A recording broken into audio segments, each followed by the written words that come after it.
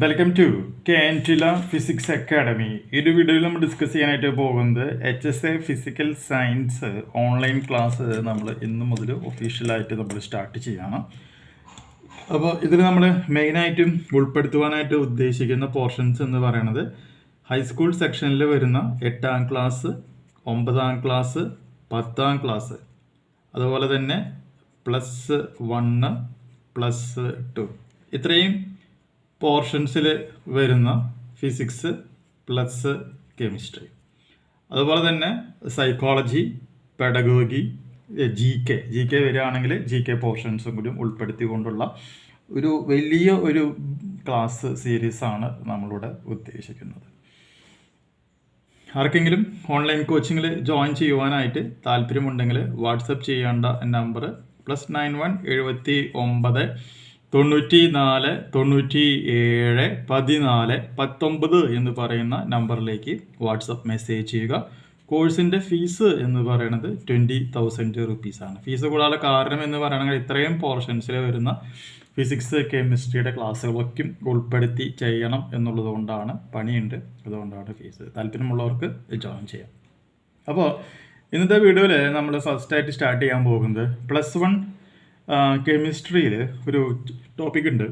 ആ ടോപ്പിക്കിൻ്റെ പേര് എന്ന് പറഞ്ഞാൽ നമുക്ക് എല്ലാവർക്കും അറിയാവുന്നതാണ്, ഹൈഡ്രജൻ എന്നുള്ളതാണ് അതിൻ്റെ പേര്. അപ്പോൾ ഹൈഡ്രജൻ എന്ന് പറയുന്ന ഒറ്റ ഒരു ആറ്റം എടുത്തുകൊണ്ട് അതിനെക്കുറിച്ചിട്ട് ഡീറ്റെയിൽഡ് ആയിട്ടുള്ള ഒരു ക്ലാസ് നമ്മുടെ SCERT സിലബസിലും അതുപോലെ തന്നെ NCERT സിലബസിലാണെങ്കിലും ISC സിലബസിലാണെങ്കിലും പറയുന്നുണ്ട്. അപ്പോൾ ആ SCERT സിലബസിനെ ബേസ് ചെയ്തുകൊണ്ട് അതിൻ്റെ ബുക്കിൽ പറയുന്ന കോണ്ടന്റുകളെല്ലാം ഉൾപ്പെടുത്തിക്കൊണ്ടായിട്ടും നമ്മളത് എക്സ്പ്ലെയിൻ ചെയ്യുന്നത്.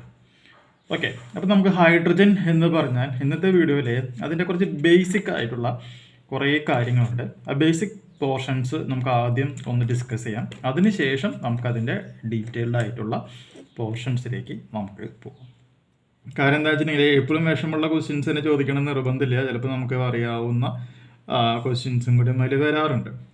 ഓക്കെ, അപ്പോൾ അങ്ങനെയാണെന്നുണ്ടെങ്കിൽ ആദ്യമായി നമുക്ക് അറിയേണ്ട പോയിന്റ് ഇതാണ്. ഏറ്റവും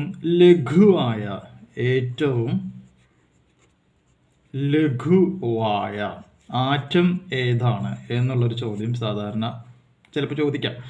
അങ്ങനെ ഒരു ചോദ്യം ചോദിക്കുകയാണെങ്കിൽ ആ ചോദ്യത്തിൻ്റെ ഉത്തരം എന്ന് പറഞ്ഞാൽ എന്താണ്? ഹൈഡ്രജൻ ആണ് എന്നുള്ളത് മനസ്സിലാക്കുക. അപ്പോൾ ഏറ്റവും ലഘുവായ ആറ്റം എന്ന് ചോദിക്കുകയാണെങ്കിൽ അത് ഹൈഡ്രജൻ ആണ്. ദെൻ രണ്ടാമത്തെ പോയിന്റ്, ഏറ്റവും ഭാരം കുറഞ്ഞ ആറ്റം ഏതാണ് എന്ന് ചോദിക്കുകയാണെങ്കിൽ അതിൻ്റെ ഉത്തരം എന്ത് തന്നെയാണ്? ഹൈഡ്രജൻ ആണെന്നുള്ളത് മനസ്സിലാക്കാം. ഇനി അറിയേണ്ട മൂന്നാമത്തെ പോയിന്റ്, പ്രപഞ്ചത്തിലെ ഏറ്റവും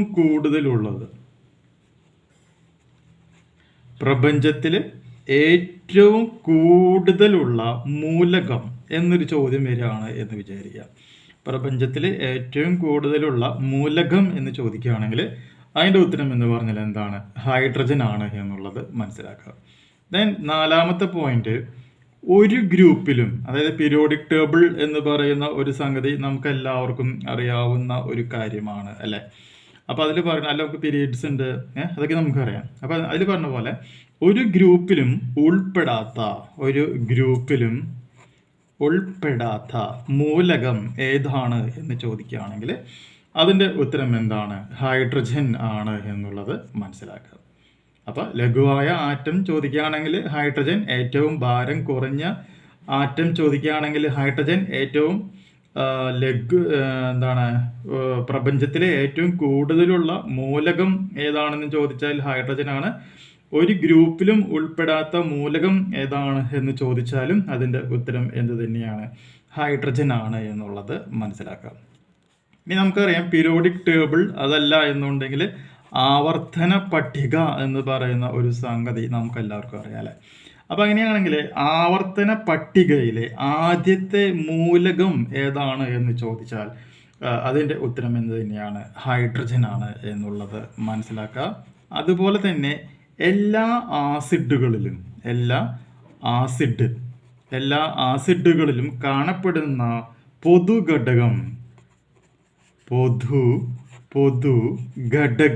അതേതാണ് എന്ന് ചോദിച്ചാൽ അതിൻ്റെ ഉത്തരം എന്ത് തന്നെയാണ്? ഹൈഡ്രജൻ ആണെന്നുള്ളത് മനസ്സിലാക്കാം. അപ്പോൾ ഏത് തരത്തിലുള്ള ആസിഡുകൾ എടുക്കുകയാണെങ്കിൽ ആ ആസിഡുകളിൽ കാണപ്പെടുന്ന പൊതുഘടകം എന്ന് പറഞ്ഞാൽ ഹൈഡ്രജൻ ആണെന്നുള്ളത് മനസ്സിലാക്കുക. അതുപോലെ തന്നെ ഹൈഡ്രജൻ്റെ ആറ്റോമിക സംഖ്യ എത്രയാണ് എന്ന് ചോദിച്ചാൽ അതിൻ്റെ ഉത്തരം എത്രയാണ്? 1 ആണ്. അപ്പോൾ ഹൈഡ്രജൻ്റെ ആറ്റോമിക സംഖ്യ എന്ന് ചോദിക്കുകയാണെങ്കിൽ 1. ഇനി 8ാമത്തെ പോയിന്റ്, ഹൈഡ്രജൻ എന്ന് പറയുന്ന വാക്കിൻ്റെ അർത്ഥം എന്താണെന്നാണ് ചോദ്യം. അപ്പോൾ അതിൻ്റെ ഉത്തരം പഠിച്ചിരിക്കുക. ജലം ഉൽപ്പാദിപ്പിക്കുന്നു എന്നുള്ളതാണ് ഹൈഡ്രജൻ എന്ന് പറയുന്ന വാക്കിൻ്റെ അർത്ഥം. ഇനി 9ാമത്തെ പോയിന്റ്, ഹൈഡ്രജൻ എന്ന് പറയുന്ന പേര് നൽകിയത്. ഹൈഡ്രജൻ എന്ന് പറയുന്ന പേര് നൽകിയത് ആരാണ് എന്ന് ചോദിക്കുകയാണെങ്കിൽ അതിൻ്റെ ഉത്തരം ഓർത്തിരിക്കുക. ലവോസിയ ആണ് ഹൈഡ്രജൻ എന്ന് പറയുന്ന പേര് കൊടുത്തിട്ടുള്ളത്. ഇനി 10ാമത്തെ ഒരു പ്രോപ്പർട്ടി ആയിട്ട് പഠിച്ചിരിക്കുക, ലോഹഗുണം പ്രകടിപ്പിക്കുന്ന ലോഹം അതേതാണ് എന്ന് ചോദിച്ചാൽ അതിൻ്റെ ഉത്തരം എന്താണ്? ഹൈഡ്രജൻ ആണെന്നുള്ളതും മനസ്സിലാക്കുക. അപ്പോൾ ലോഹഗുണം പ്രദർശിപ്പിക്കുന്ന അലോഹ മൂലകം ഏതാണെന്ന് ചോദിച്ചാൽ അതിൻ്റെ ഉത്തരം എന്താണ്? ഹൈഡ്രജൻ ആണ് എന്നുള്ളത് ഓർത്തിരിക്കുക. കിട്ടിയില്ലേ? അപ്പോൾ ഇതാണ് നമുക്ക് ബേസിക്കായിട്ട് ഹൈഡ്രജനുമായി ബന്ധപ്പെട്ട് അറിഞ്ഞിരിക്കേണ്ട